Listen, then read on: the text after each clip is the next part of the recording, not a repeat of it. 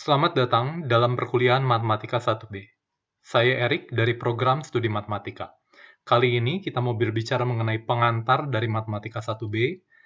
Untuk itu saya akan menggunakan slide dari Pak Warsoma.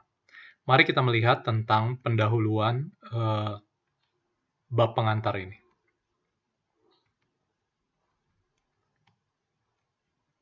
Nah, bilangan real adalah bilangan yang dapat dituliskan sebagai desimal seperti ini. Contohnya min 3/4 adalah 0,75000, sepertiga adalah 0,33 sekian, dan akar 2 adalah 1,4142. Kalau kamu perhatikan di sini kita lihat bahwa ketika saya punya dia dalam bentuk pecahan atau nanti di kemudian hari kita katakan ini adalah bilangan rasional, kita lihat bahwa akhirnya desimalnya itu berulang. Oke ya. Tapi ketika saya nanti bicara tentang sesuatu yang tidak rasional atau tidak bisa saya tulis sebagai bentuk rasional A per B dengan B tidak sama dengan 0, maka saya punya nanti desimalnya ini tidak pernah berulang. Oke, beberapa bilangan real mempunyai representasi yang tidak tunggal. Contohnya ini 1 dan 0,99. Maaf, ini 1,0 ya. Bilangan real dapat dituliskan secara geometri memakai garis real sebagai berikut. Oke, himpunan semua bilangan real biasa dinotasikan dengan R seperti ini. Oke. Nah, ada beberapa himpunan di dalam bilangan real, yaitu pertama adalah himpunan bilangan asli, ini yang pertama-tama kita kenal sejak SD. Lalu himpunan bilangan bulat negatif, ini ditambah dengan 0, ditambah dengan bilangan negatif. Tentunya himpunan bilangan bulat positif adalah bilangan asli, sedangkan himpunan bilangan bulat negatif min 1, min 2, min 3, dan seterusnya. Lalu kita kenal juga bilangan rasional, yaitu rasio, bilangan yang dapat ditulis sebagai hasil kali dua buah bilangan bulat, dengan penyebutnya itu tidak 0. Dengan cara yang sama, saya punya himpunan bilangan irasional, dia tidak punya simbol khusus, ini himpunan semua bilangan yang bukan rasional. Himpunannya mungkin biasanya kita pakai R minus Q gitu ya. Nah, minus tak hingga, ingat, dia bukan bilangan real. Simbol tersebut hanya untuk menyatakan bilangan yang mengecil atau membesar tanpa batas. Oke ya. Tidak perlu. Operator relasional, kita coba melihat. Ada 4 operator relasional sering dipakai, lebih kecil atau sama dengan, lebih besar atau sama dengan. Lebih kecil atau sama dengan mempunyai arti lebih kecil atau sama dengan. Berarti bisa lebih kecil atau bisa juga sama dengan. Contohnya ini, 2 lebih kecil atau sama dengan 2. Di sini artinya tentunya 2 sama dengan 2. Dan 2 lebih kecil atau sama dengan 3. Di sini yang saya pakai 2 lebih kecil dari 3. Dan kedua-duanya adalah benar. Di sini ada aturan untuk pertidaksamaan. Saya lihat kalau saya punya A kurang B, maka ruas kiri dan ruas kanan saya boleh tambahkan sembarang bilangan C di sini, sehingga A plus C-nya lebih kecil dari B plus C. Dengan cara yang sama, kalau C-nya negatif, tentunya saya dapatkan hal-hal yang di bawah. Untuk perkalian, kalau A kurang dari B dan C-nya positif, maka saya dapat AC-nya lebih kecil dari B kali C. Tapi kalau dia negatif, tentunya dia akan membalik arah. BC lebih kecil dari AC. Kenapa seperti ini? Ya kita lihat saja. Kalau contohnya misalkan saya punya 1 kurang dari 2. Kalau saya kalikan dengan min 1, tentunya berlaku min 2 lebih kecil dari min 1, bukan min 1 lebih kecil dari min 2. Dengan cara yang sama, kalau saya punya A lebih besar dari 0, maka 1/A bisa saya buktikan lebih besar dari 0. Dan jika A dan B keduanya positif atau kedua-duanya negatif, maka berlaku kalau A kurang dari B, maka 1/B kurang dari 1/A. Oke ya. Nah, selanjutnya ini ada notasi untuk interval atau selang. Himpunan I subhimpunan dari bilangan real disebut interval jika I memiliki minimal 2 buah anggota. Memiliki minimal 2 buah anggota dan memuat semua bilangan di antara kedua anggota tersebut. Nah, ini adalah contoh penulisan dari interval. Kalau saya punya interval buka seperti ini, A, B, dengan gambar seperti ini, dia ini ada bulatan kosong. Ada bulatan kosong. Ini ditulis dalam notasi pembentuk himpunan adalah himpunan X. Biasanya lengkapnya himpunan X anggota real, tapi karena untuk selanjutnya, kalau X anggota real, saya akan tulis himpunan X saja. Dengan syarat, atau dengan syarat keanggotaan, X-nya lebih besar dari 0 dan X-nya lebih kecil dari B. Ini yang kita sebut interval buka. Oke ya, kadang-kadang tanda ini itu kita ganti juga dengan titik 2. Ini adalah apa? Ini adalah himpunan tutup A, B. Yang seperti ini, ujung kiri dan kanannya A dan B-nya itu tutup, artinya A dan B-nya termasuk di dalam interval itu. Ini adalah himpunan X anggota real, saya tulis himpunan X saja dengan syarat X lebih besar dari sama dengan A, dan X lebih kecil atau sama dengan B, himpunan buka. Ini ada himpunan tutup, himpunan setengah buka atau himpunan setengah tutup, sama saja. Ini contohnya, penulisannya seperti ini, contohnya adalah interval yang seperti ini. Ini ada juga untuk interval tak hingga, ini interval buka tak hingga, contohnya seperti ini. Interval tutup tak hingga, contohnya seperti ini, atau seperti ini, sama saja. Lalu saya punya juga seluruh bilangan real. Ini adalah interval min tak hingga sampai tak hingga. Biasanya ditulis seperti ini ya. Oke. Selanjutnya saya mau lihat karakteristik dari polinom kuadrat atau parabola. Misalnya saya punya Px itu adalah ax kuadrat tambah bx tambah c dan a tidak sama dengan 0. Bagaimana mengkarakterisasi polinom kuadratik ini? Biasanya kita karakterisasi dari berapa banyak pembuat 0, berapa banyak nilai x yang berapa banyak pembuat 0 dari Px ini. Artinya berapa banyak titik potong dan sumbu X. Kalau saya lihat di atas ini, dia mempunyai 2 titik potong, di sini punya 1 titik potong, di sini tidak punya titik potong dengan sumbu X. Ini nanti yang membedakan adalah apa yang kita sebut dengan nama diskriminan. Diskriminan didefinisikan itu adalah B kuadrat min 4AC. Kalau D lebih besar dari 0, saya punya 2 akar real berbeda. Ini contohnya, dia mempunyai 2 akar. Akar di sini artinya titik potong dengan sumbu X, 2 akar berbeda. Kalau D sama dengan 0, ini saya punya ini. Contohnya adalah 2 akar kembar, 2 akar real yang sama. Dan tidak ada akar real. Di sini tidak punya titik potong dan sumbu X. Dia tidak punya titik potong dan sumbu X karena di atas persamaan kuadratnya itu di atas sumbu X, atau di sini di bawah sumbu X. Oke. Nah, nilai A nanti pada akhirnya menentukan apakah dia cekung ke atas atau cekung ke bawah. Untuk lebih bagus lagi nanti ketika kita sudah mendefinisikan dan turunan, nanti kita akan melihat kecekungan itu secara lebih baik lagi. Nah, akar-akar polinom kuadrat ini ya memfaktorkan dari ini ya. Ternyata itu X1 dan X2-nya memenuhi apa? Ini rumus biasa ya, rumus kecap. Min B plus minus akar dari B kuadrat min 4AC dibagi 2. Oke ya, saya punya ini.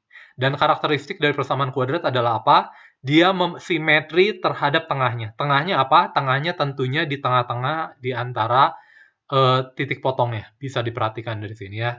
Terlihat dari gambar saja. Bisa dibuktikan secara analisis, tapi kita lihat dari gambar saja. Jadi dari sini kalau saya mau melihat, ini titik tengahnya apa ya? Titik tengahnya ini tentunya adalah X1 ditambah X2 dibagi 2. X1 tambah X2 dibagi 2. Kalau saya punya ini X1 tambah X2 dibagi 2, tentunya ini akan menjadi min 2B dibagi 2, yaitu min B per A. Sehingga titik puncaknya diberikan oleh min B per A. Kalau saya masukkan min B per A ke sini, nanti saya punya ordinatnya diberikan oleh min D dibagi 4A. Ini kenapa min B per 2A? Ya, tinggal dari sini X1 tambah X2 dibagi 2. Oke ya. Nah, selanjutnya bagaimana menyelesaikan pertaksamaan fungsi rasional. Fungsi rasional, fungsi yang bisa tulis sebagai pembagian dua buah polinom. Pembagian dua buah polinom. Apa yang dimaksud dengan polinom? Ya, contohnya persamaan kuadrat. Itu adalah polinom derajat 2. Artinya paling tingginya kuadratik.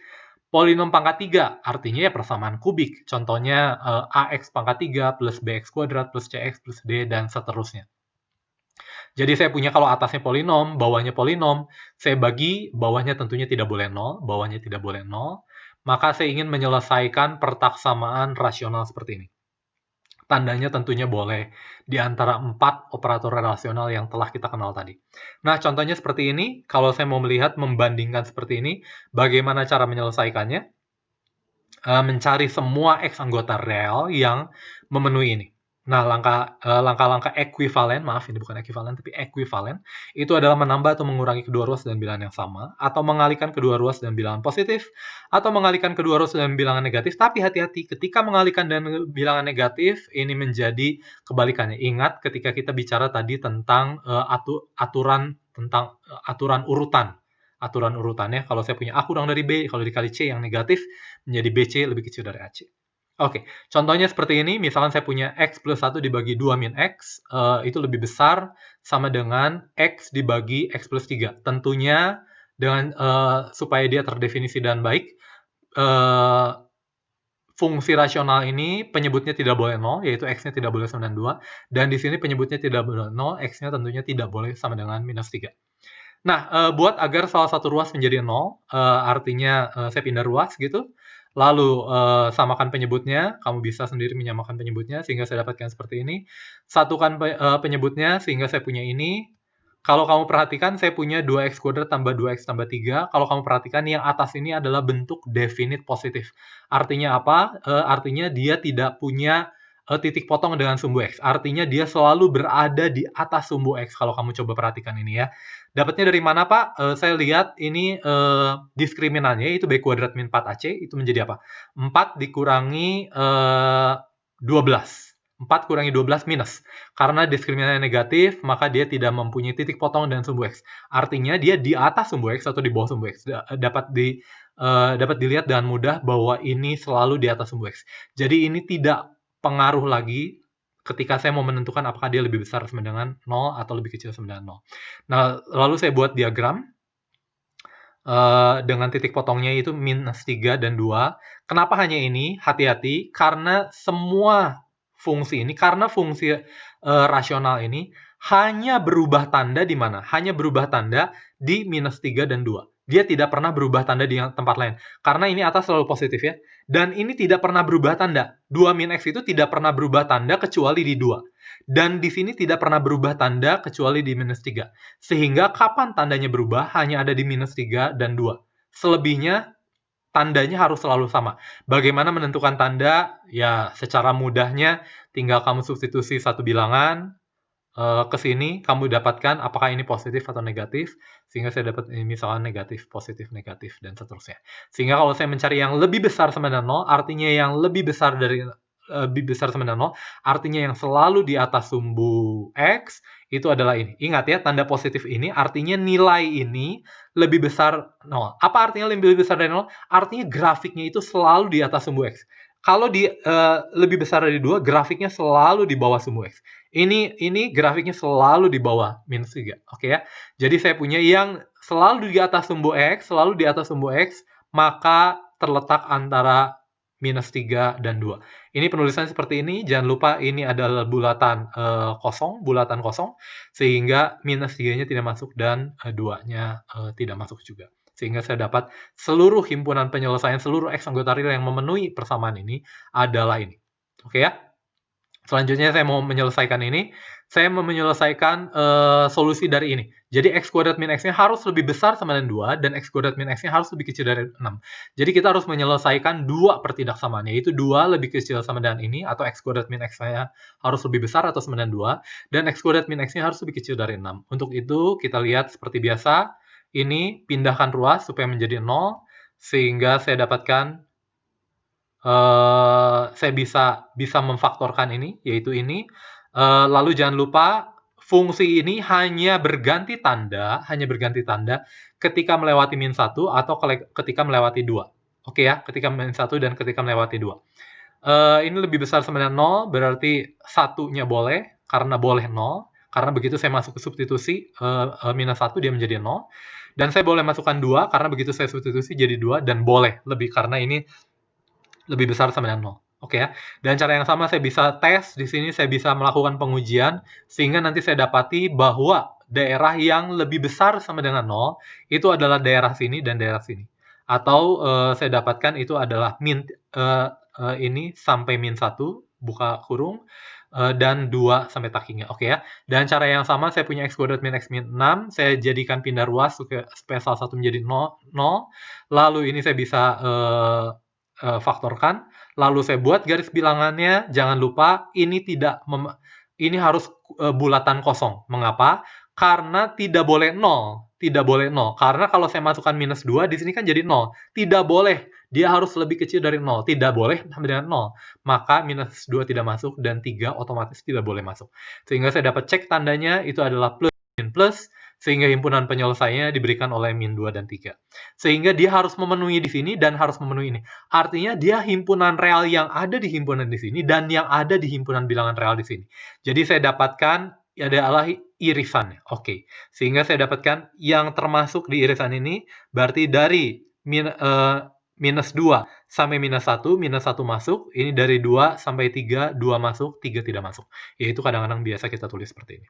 Oke ya, tidak masalah. Selanjutnya kamu coba soal-soal latihan mandiri ini sendiri. Kita selesai sampai di sini.